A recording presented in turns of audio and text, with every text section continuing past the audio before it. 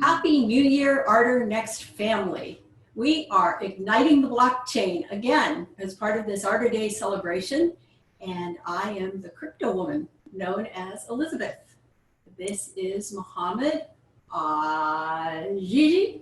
Aajaji. And he is joining us today to talk about his involvement in the Ardor and NXT blockchain community and projects. And welcome, Mohammed. It's nice to talk with you here again.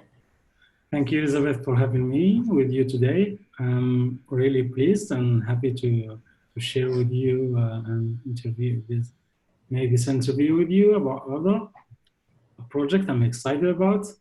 And yeah, that's it. Well, I'm excited for you to share with our community and the public some of the things that you're involved with and some of the thoughts that you have. So, first of all, help us to get to know you a little bit more. Tell us a little bit about who Mohammed is. Okay, so Mohammed Aajaji is is a young boy, I would say, young man. I'm 29 years old. I grew up in a tiny village in Morocco. Okay. At the age of 19, then I came up to France in order to continue my studies here. So I graduated here in France as a computer science and financial engineering. Then I started working in banks, mainly in some front office oriented positions, mainly doing some modeling on financial instruments, development also on these models, etc. And now I'm working within Ernst & Young, one of the biggest consultancy firms in the world. And just to make a disclaimer, I'm not speaking today on the name of EY, Ernst & Young, or any other employee before, just to make things clear for people. This is not a marketing thing for Ardor, but I'm here just to share my thoughts about the project. Don't have any children yet, pushing needs for later. And yeah, I got involved in blockchain space for 3.5 years now, back in 2014. Mainly started by doing some trading, as a lot of people you interviewed already. It was quite funny because it was a quick, easy way to make money, but I just lost a lot of that money that I made on an exchange named CryptSci. I don't know if people still remind the exchange.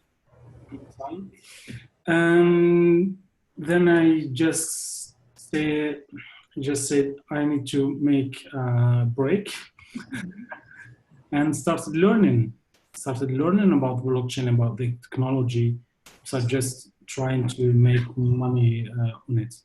And then started with Bitcoin, classic one, the blockchains. Then I got excited about Ethereum for a quite long period, about a year. And then when I started seeing some limitations on Ethereum, I was trying to look on blockchain space. There's some alternatives. Then one day on a meetup, I met with someone called Ardor and NXT. I hope you will see this video. Thank you, Ardor and NXT, for the advice. And he advised me to look at NXT. At that time, Ardor wasn't on the plan, on the roadmap, but some months later, the NXT core team announced that they were working on a second generation of NXT, Ardor, and my excitement just got bigger. So this is how I end up here tonight speaking with you, Isabel. Yeah, well, you know, it's funny because not everybody's going to understand this, but tell us where your excitement level is today, right before the Ardor launch. Okay. From my point of view, there's a lot of blockchain projects around trying to solve some specific problems, which is a quite interesting approach. But in a world becoming more complex, we need to have some foundations in order to bring all its complexity on the same foundations. And the main idea of Ardor, having this parent chain just look into the security and the syncing between all other child chains and delegating the business logics to the child chains, look to me as a very interesting approach to solve this problem. Mm-hmm. So this is why I got interested and excited about Ardor. I don't think Ardor will solve all the problems, but it gives the foundation to solve a lot of them, all of these problems. So this is why I think the Ardor approach can really bring something new to the blockchain space. Right, and when you talk about bringing something new to the blockchain space, the way that you and I met initially is because we connected about your incredibly practical use cases that you come up with, and talked about some of those before. Would you care to share one or two of those use cases that you have maybe written about already, but for our public that prefers to listen and talk? Yes, of course. So I was, when I saw the Ardor architecture, I was thinking, okay, this is great, but how can we use it?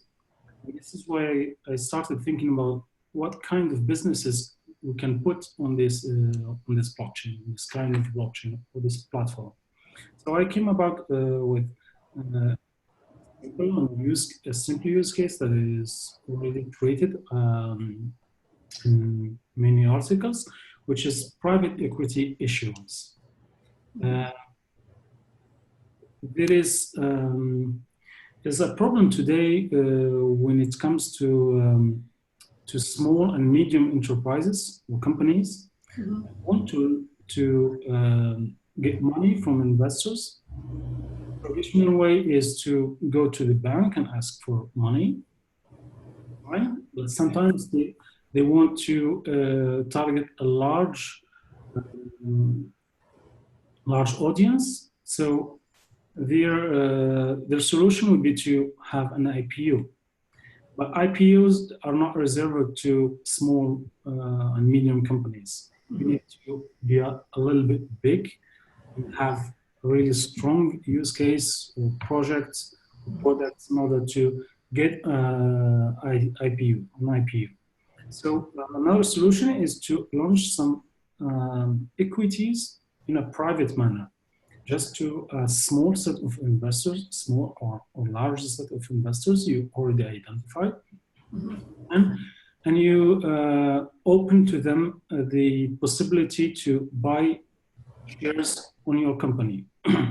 So this use case can be simply built today within NXT or within a dedicated child chain on Ardor. We can, for example, imagine that big major bank, Goldman Sachs, why not? Right, why not? Yeah, why not? Launching this private equity solution on an Ardor child chain. This will give them many advantages. The first one is not to spend money on development because everything is already there. I'm thinking about the asset exchange feature of Ardor. Mhm. You can also use the data cloud feature in order to push data specific to that companies. As I said in the article, maybe financial reports, maybe their patents or any kind of Mhm. documents for these companies, and have a record on a blockchain, being public, visible by everyone, trusted by everyone, secured by a large network around the world. And Goldman Sachs will be just the business partner, just the one bringing companies, small or medium companies, to launch their private stocks on this trade chain. That's an impressive use case. Um, Yeah, absolutely. I think it's really a very, very good use case for the asset exchange feature of Ardor and NXT. mhm. I think Nasdaq have already tried to build a solution for this. They call it Link, and it's private. It's a private blockchain solution. So no one can see what happens inside Link. Besides Nasdaq. Is that a completed project? I wasn't sure that is that a completed project? I wasn't sure if it was completed. I've read some articles about it. They said that it was completed, but to be honest, I couldn't experiment with this solution because once Mhm. Right, it right. was closed. So just using the blockchain, the technology, but the servers and the nodes are hosted by Nasdaq, which is not a really good point, I think. Okay. One other use case I was talking about in the article was about music industry. Music industry now, we know that there's some conflicts between artists and distributors and all the participants in the chain. So artists want to get more from their creations, but all the chain are keeping the fees. Uh, Right. yeah. So I was saying, okay, why we don't use a child chain just in order to host all the transactions related to the songs or albums that an artist can push in this child chain using the marketplace feature, Mhm. the decentralized marketplace feature, and just specify the amount of money they want to get from their song or their album. Then by buying this article, they will get some keys in order to decrypt the content and listen to their music. Uh, yeah, we can imagine a lot of use cases. Another use case we was talking about you last time was using some features in the Ardor, especially the account property feature and the account control feature and the approval models, Mhm. combine them in order to maybe have some digital identity. Because when you have an account on Ardor, this account can be used in all the child chains. And explain to us to how powerful that could really be. It is Help us impressive. understand that. It is. Impressive. Yes. The first time I read the white paper, I just skipped it. I didn't pay attention to it. But the second time I was reading the white paper, I said, wow, this could be big, can be huge. Because I think we can imagine it, he said in a second article, um, child chains are businesses, are different businesses. So if you have the same account communicating with all that businesses, you are always showing the same identity to these businesses. So if you attach to this account some properties, say your nationality, your address, your birthday, um, your phone number, or whatever you want, this consolidates to a digital identity. You know, when I think about this, because I have thought about it more since we've talked even, and because Yeah. my mind keeps going to it, do you know that this, these little ecosystems that can be built then, where our digital identities allow us to interact and never maybe even leave them once we've entered, we can actually build our own communities based on interest affiliation instead of maybe geopolitical affiliation or Yeah. cultural affiliations or anything, right? And so that's all of a sudden going to, blockchain isn't just going to help businesses, but it potentially it's going to change, I think, the structure of our boundaries in this world, you know? And I don't know where that's going to go someday, but I have a feeling it's going to be what we call very disruptive, right? We are trying to see it.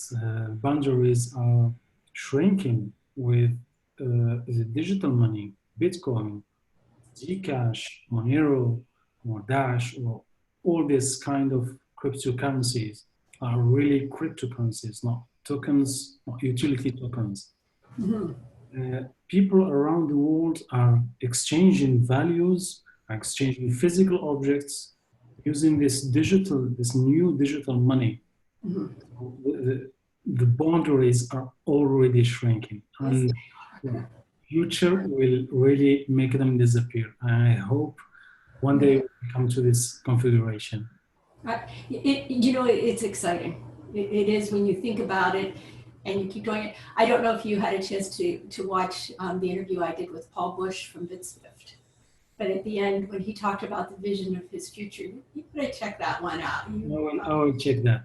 I started watching it and then I had to go to the swimming pool. So I said, okay, I will watch it again.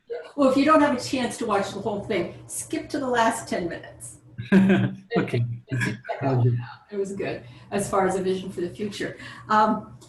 Yeah, so this is very, very interesting. I like too what you said about the music industry. In my mind, I can imagine individual artists having the ability to present and distribute their own individual projects. But then on the second hand, I thought, oh, what will the record labels do? But then on the third thought, I said, I could see a record label having a whole child chain for their own distribution of their brands. Yes, Stopping it, right? the distributor will really do his job of distributing the content, not the content, distribute it the manner he wants, and then just reward the artist the amount he wants.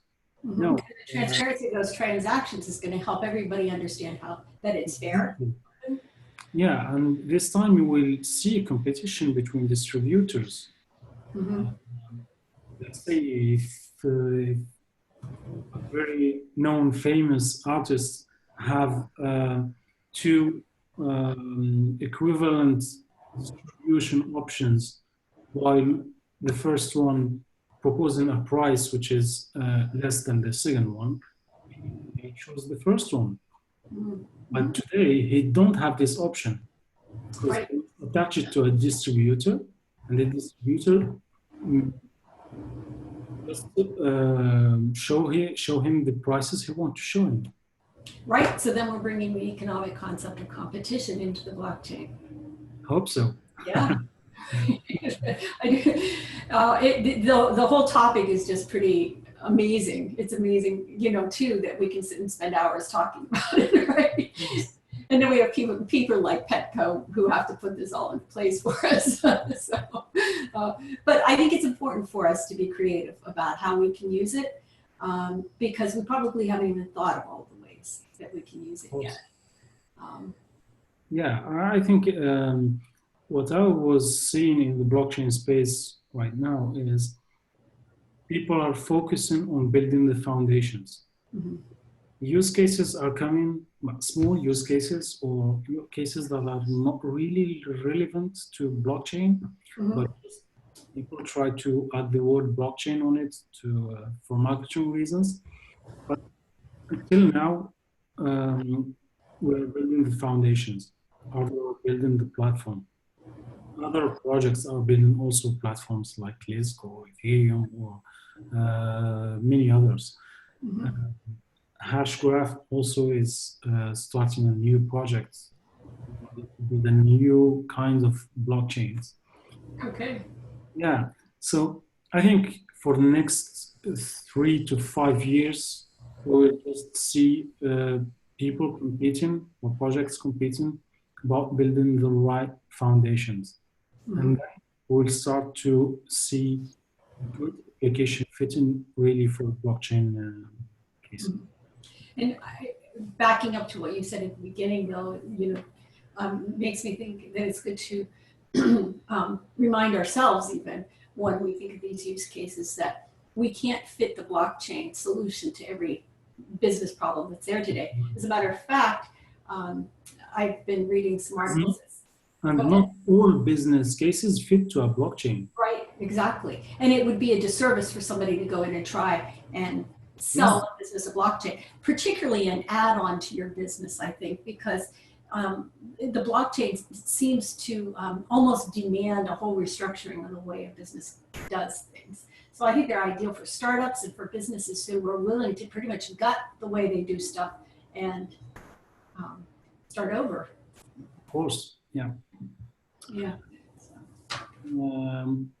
Mainly for internal uses, there's a lot of spaces that where blockchain have nothing to do, unless you have many departments located in many countries, etc. You need to make something to sync all the transactions or what happens between them. Yeah, maybe it can fit, but otherwise for internal usage, the blockchain is can be something new.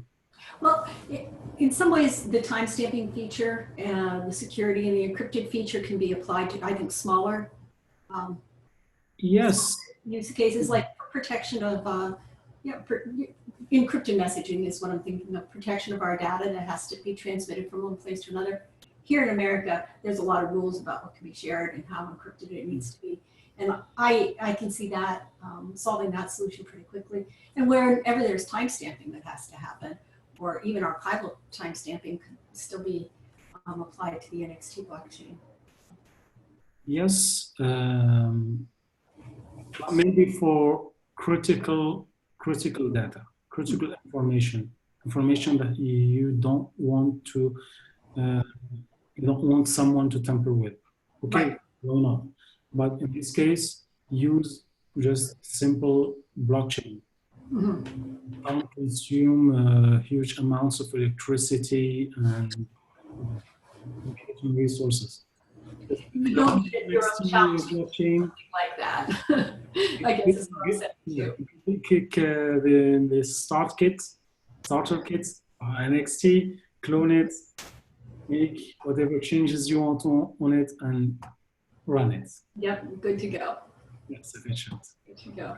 So, well, we've had a few conversations, and it always comes up about how you, I'll say it, your vision to support developers coming into the community. You see some, you have some ideas about how that could be done. You want to share those? Yeah, we already started talking about it, indeed. Developers are ambassadors of the technology.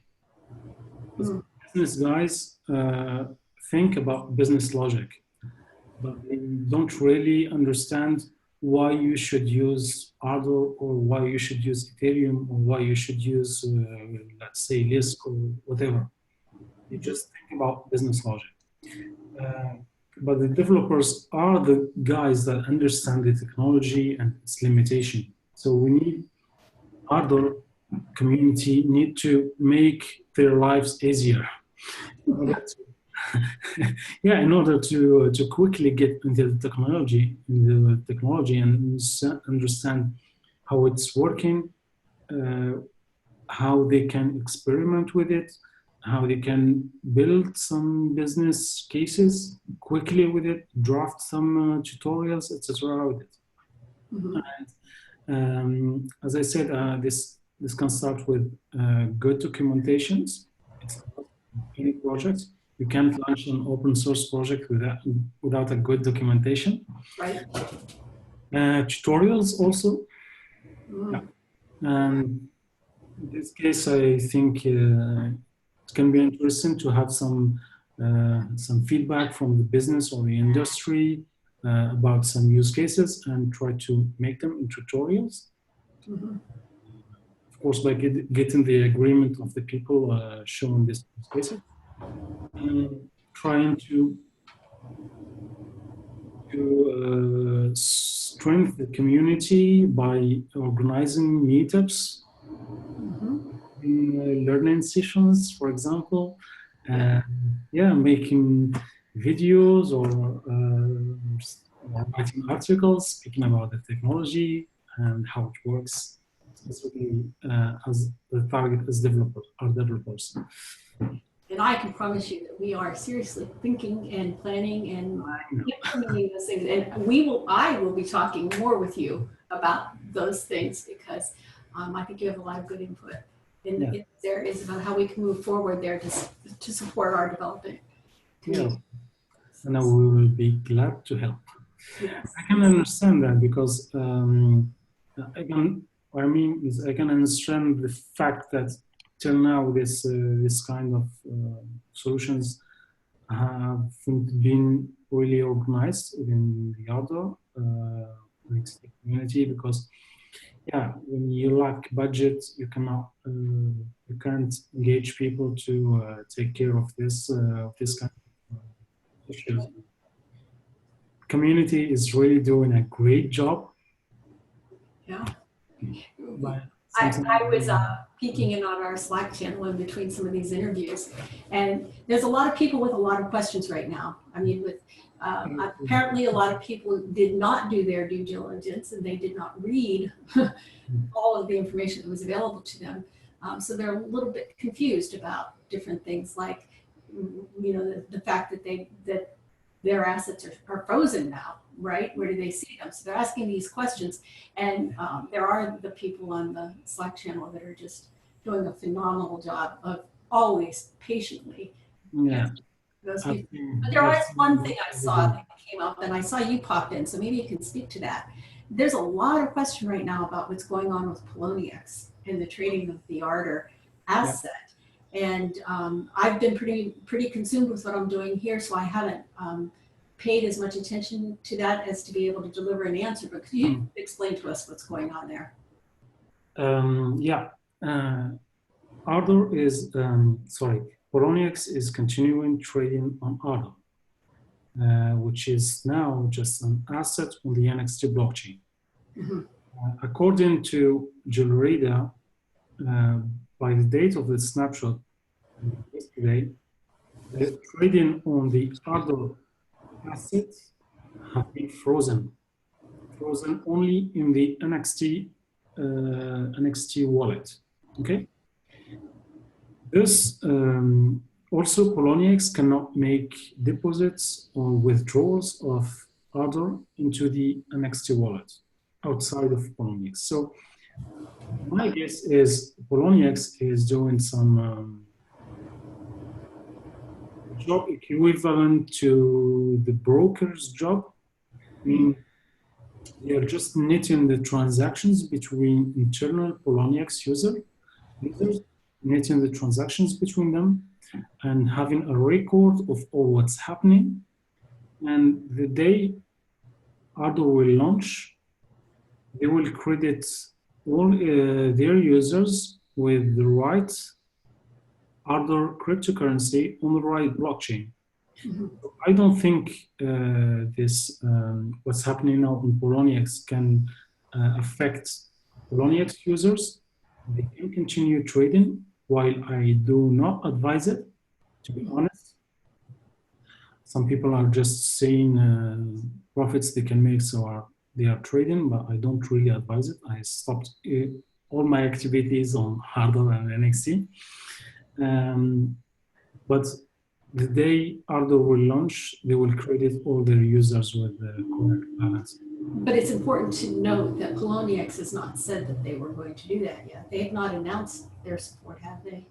Yes, they didn't, absolutely. But from what I see, Poloniex now is the third largest market for Ardor. So they are trading me more than $2 million per day. That's amazing. And they are reputable. They are. Really beautiful. Yeah, to be honest. So even though we haven't heard that from them, I think that your guess is probably a pretty accurate one. Although, if I can't be guaranteed of somebody's intentions, at least in the crypto world, I tend to run the other way and stop. I would also stop and advise stopping the trading too, or do it at your own risk, knowing that there hasn't been announced support and that we're only speculating about that right now. Of course, yeah. To be honest, I had some issues Poloniex, some withdrawals that weren't confirming or something like this.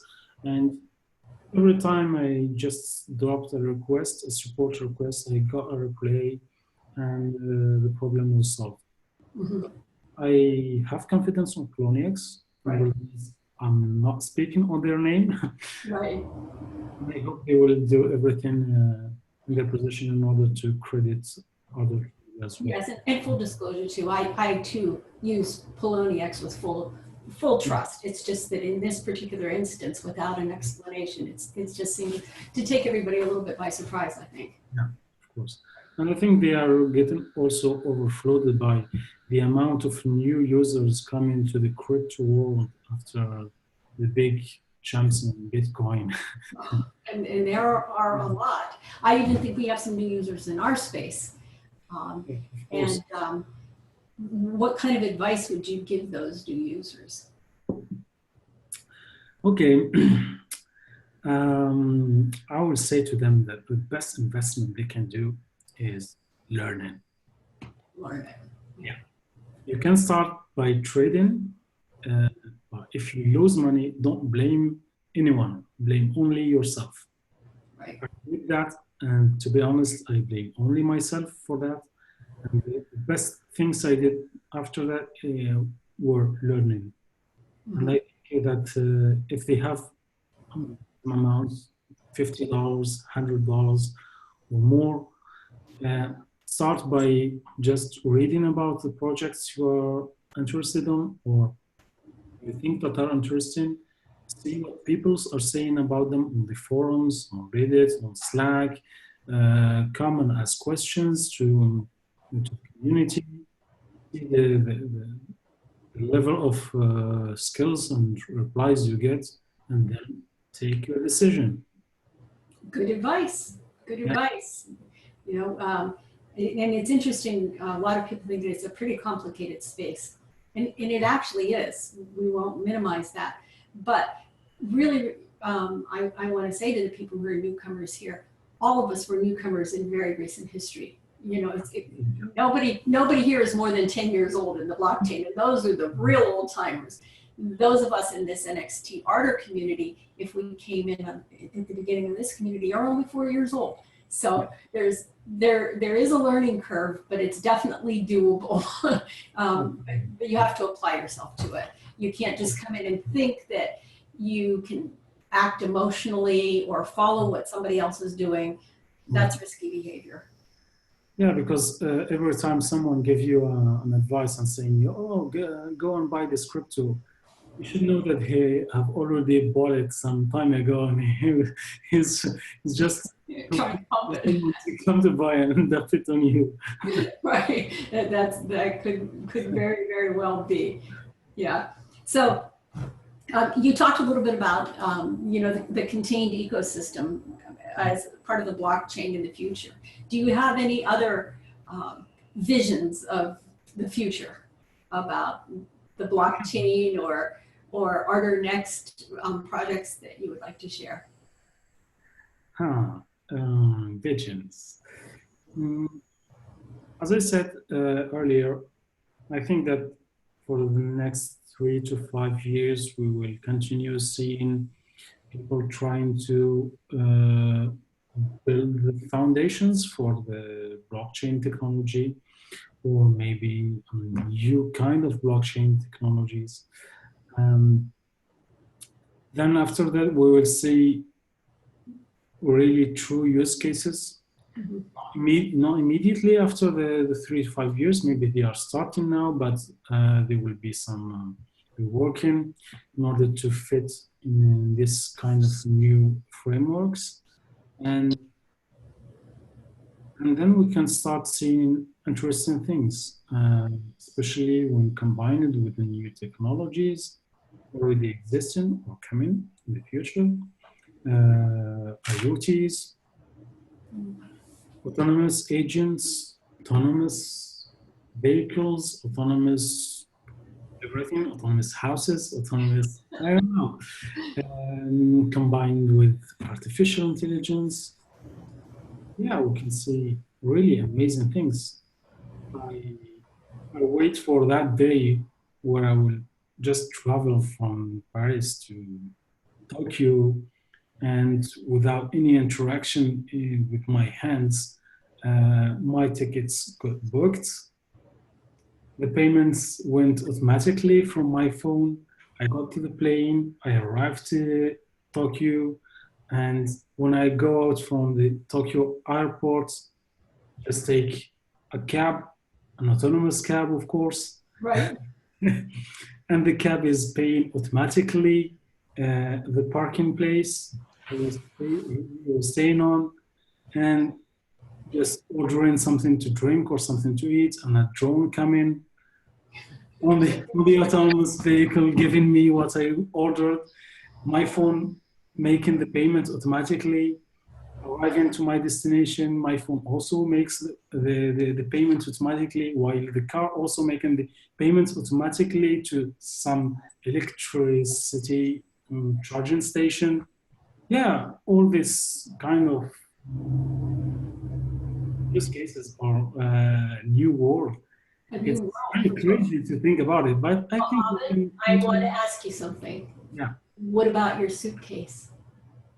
My What about your suitcase on that travel? suitcase, yeah. My suitcase. Tell me how that's going to happen. My suitcase have already been delivered by Amazon because someone just came to my apartment and take it. Okay, there you go. You did think of The it. day before, and once again, my suitcase paid for the travel, and now my suitcase is waiting for me on the hotel. That's great, and it's unpacked, and your clothes are ironed and ready to go, right? Really? I think Amazon needs to get a child chain here, so that they I need to send them this idea. right. All the delivery network. Why not using it for suitcases? Yeah, see how much fun it can be to just to brainstorm some of these things. And Absolutely. It's a lot of. Sometimes we got surprised also with the ideas we come with, but yeah, it's funny. Yeah, it is. It's a lot of fun. So what are you going to do during the Ardor Genesis? Are you going to download the new client software when it's released and sit and watch it happen like many of us? You are. I'm really excited about it. Okay. You know, I just got a brainstorm. Tell me about this one. In this Zoom space, I can actually invite up to 100 people. Wow. I wonder if we shouldn't have a party. Wow. Would you come? That would be exciting. Yeah. I'd love to. I'll think about that. I'll think about that one. So, Yeah. So thank you so much. It's always fun to talk with you because I always come away with my mind churning with new ideas. And I wish you a happy new year. And I thank you for sharing again. And please keep those use cases coming. Yeah, I will do. Thank you to Elizabeth, and thank you to all the community for watching now. Mm-hmm. Yeah. and see you next year. Until next year. We'll Yeah. see you later. Bye. See you later. Bye.